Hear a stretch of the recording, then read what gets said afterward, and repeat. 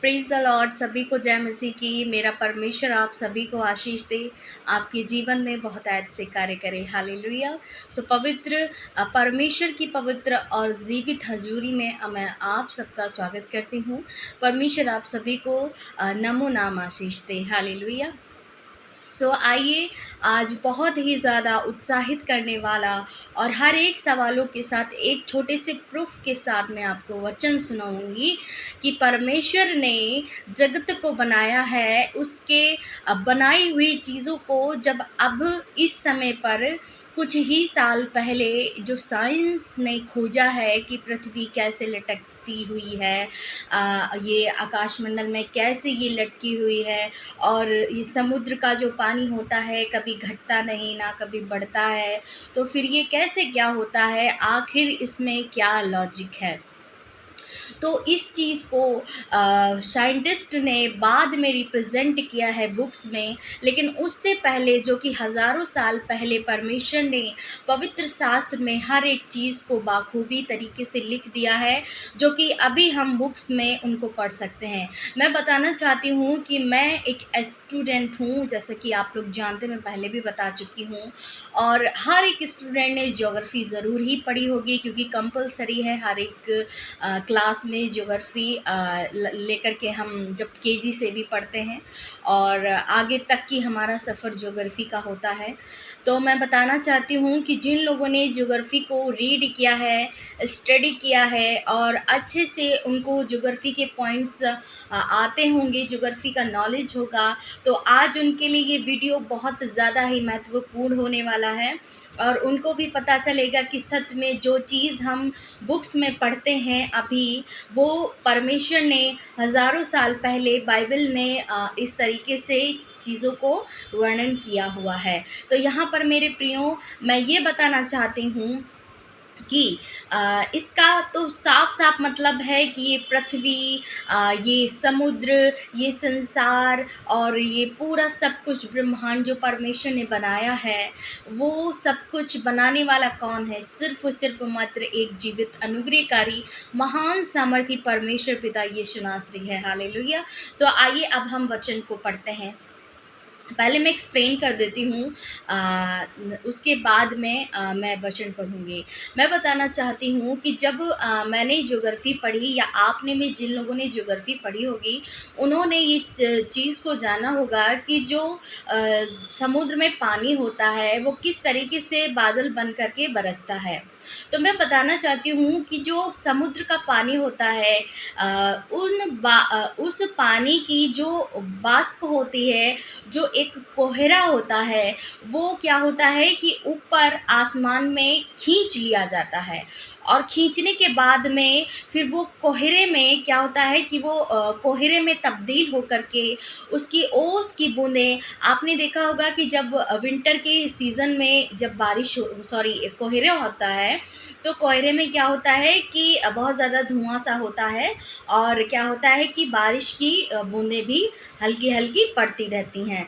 तो उसका क्या है कि यहाँ पर ज्योग्राफी ये हमें एक्सप्लेन करती है कि ज़मीन से ही पानी से वो ओस की बूंदें खींच ली जाती हैं ऊपर आसमान में, और वही उसमें क्या होता है कि फ़िल्टर करके बना करके जो बादल बन जाते हैं, और बादल बनने के बाद में जो कोहरा पड़ता है, कोहरे की जो बूंद, ओस की जो बूंदें होती हैं वो गिरती हैं और जो बादल बन जाते हैं, ज़मीन से जब वो खिंचता है, पानी की वाष्प जब खिंचती है, तो वो ऊपर जा कर के क्या हो जाता है कि वो ऊपर जा कर के एक कोहरे में तब्दील हो जाता है, एक बादल में तब्दील हो जाता है, और फिर वही क्या होता है कि ओस में बूंद बनकर भी गिरता है और वही बारिश बनकर भी हम सब पर बरसता है। हालेलुया। तो ये चीज़ हमने जो ज्योग्राफी में पढ़ी है, जो कि मैं जिस सर्विसेज की तैयारी कर रही हूँ उसमें ज्योग्राफी और हर एक सब्जेक्ट का बहुत ज़्यादा इम्पोर्टेंस है, और हर एक क्लास के लिए ज्योग्राफी ज़्यादा इम्पोर्टेंस होती है,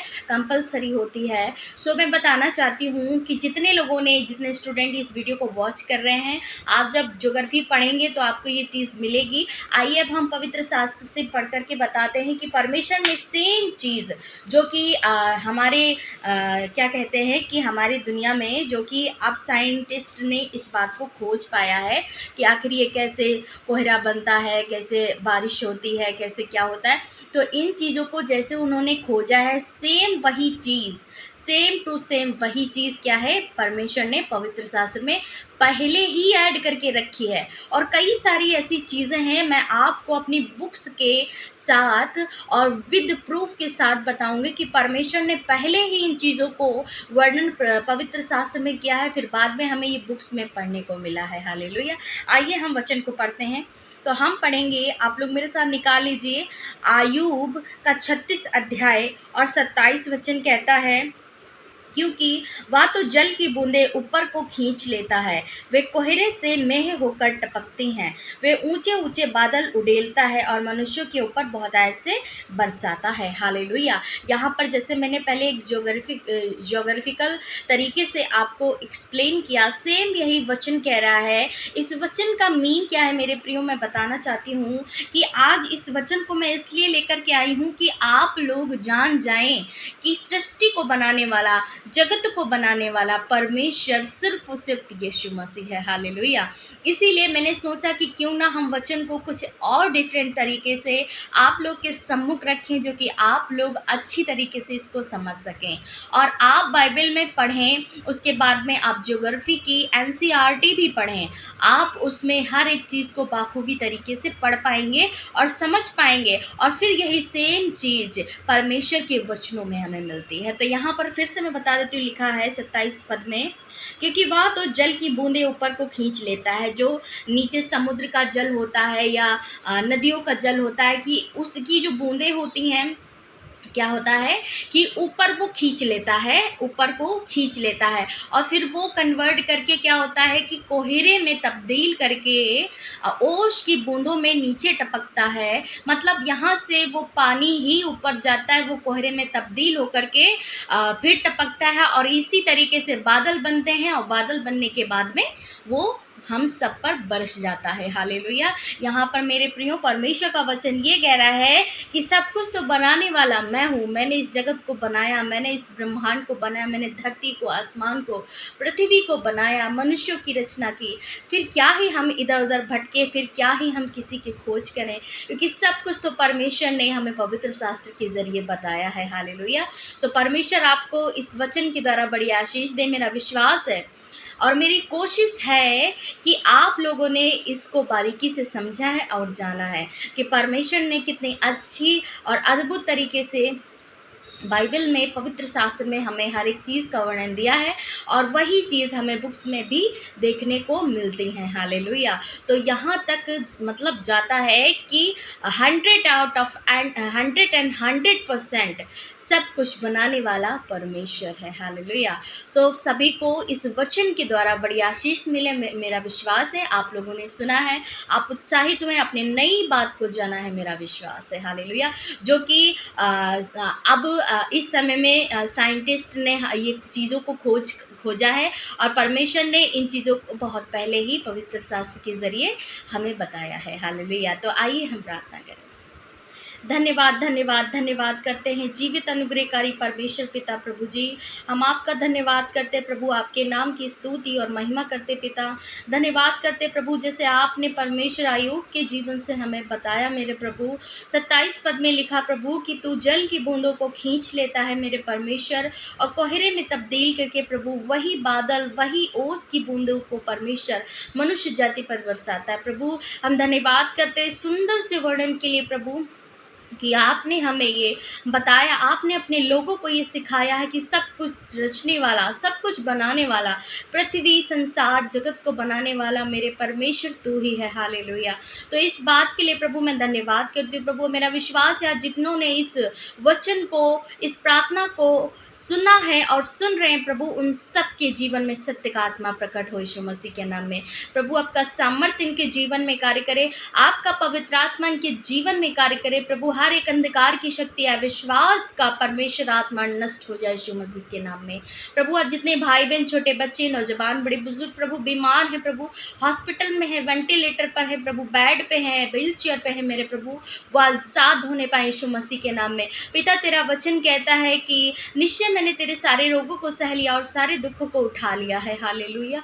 धन्यवाद करते हैं मेरे जीवित सामर्थी परमेश्वर पिता, आपका अनुग्रह, आपका परमेश्वर दया हम सब पर होने पाए यीशु मसीह के नाम में। पिता जितने मेरे सब्सक्राइबर्स हैं तेरे वचनों के साथ जुड़े हैं प्रभु, और जो जुड़ रहे हैं मेरे पिता, आप उनको आशीष दे, आप उनके जीवन में कार्य करें मेरे परमेश्वर। उनको परमेश्वर उनके फाइनेंस में बढ़ोतरी दे, आशीष दे, उनके बच्चों पर आशीष दे, उनके घर पर आशीष दे, उनके मकानों पर आशीष दे, उनकी जॉब पर आशीष दे, उनकी गाड़ियों पर, उनके हर एक चीज़ पर प्रभु तेरी आशीष ठहर जाए यीशु मसीह के नाम में। हर एक बीमारी, हर एक कर्जे, हर एक मुसीबत, हर एक दुख का समय आनंद में बदल जाए यीशु मसीह के नाम में। प्रभु तेरा वचन कहता है कि मैं तेरे दुख को आनंद में बदल दूंगा। धन्यवाद हो प्रभु सुंदर से वचन के लिए पिता। मेरा विश्वास है कि आपने अपने लोगों को उत्साहित किया है मेरे प्रभु। और प्रभु जी हम प्रार्थना करते हैं मेरे पिता, आज जितने भी परमेश्वर भाई बहन स्टडी करते स्टूडेंट हैं मेरे प्रभु, आप उनको ज्ञान दे, बुद्धि दे, समझ का आत्मा दे प्यारे परमेश्वर। और प्रभु उनकी रुकावटों को, उनके आलसपन को, उनकी डिस्टर्बिंग को हम कैंसिल करते हैं यीशु मसीह नासरी के नाम में। पिता आपका कंट्रोल इनके ऊपर हो, आप इनके स्टडी क्षेत्र में इनकी सहायता मदद करें मेरे प्रभु, आप इनके एग्जाम क्षेत्र में इनकी सहायता मदद करें मेरे परमेश्वर, आप इनके इंटरव्यूज़ में इनकी मदद करें मेरे पिता। आप इनको परमेश्वर 30 गुना नहीं, 60 गुना नहीं, 100 गुना फलवंत करें यीशु मसीह नासरी के नाम में। धन्यवाद करते प्रभु, आपके नाम की महिमा और तारीफ करते पिता। धन्यवाद करते प्रभु, तू जीवित सामर्थी अनुग्रहकारी दयावान परमेश्वर है, तू परमेश्वर महान प्यारा है मेरे पिता। हम तेरे नाम की स्तुति और महिमा करते प्रभु। तू स्वर्ग में विराजमान है, हम तेरे स्वर्गीय सिंहासन के समीप बड़े ही आपके साथ आते पिता। आप इनके जीवन को चेंज करें, इनके हालातों को बदल दें, इनकी सिचुएशंस बदल जाएं यीशु मसीह नासरी के नाम में। धन्यवाद करते पिता, आपका अनुग्रह, आपकी दया, आपका फेवर, आपकी प्रोटेक्शन, आपका लव, आपका केयर, आपके एंजल इनके बीच में, इनके आसपास सदा सर्वदा बना रहे यीशु मसीह के नाम में। धन्यवाद करते प्रभु, अपने सब्सक्राइबर्स को, व्यूवर्स को तेरे हाथों में सौंपते हैं। और धन्यवाद करते हैं प्रभु जितनों ने मेरे चैनल को सब्सक्राइब किया है पिता, जितनों ने लाइक शेयर कमेंट किया प्रभु, आप उनको आशीष दें। आप उनकी प्रॉब्लम को जानते हैं, आप उनके उलझन को जानते हैं, आप उनके दुख को जानते हैं, आप उनकी पीड़ाओं को प्रभु आनंद में बदल दें यीशु मसीह के नाम में।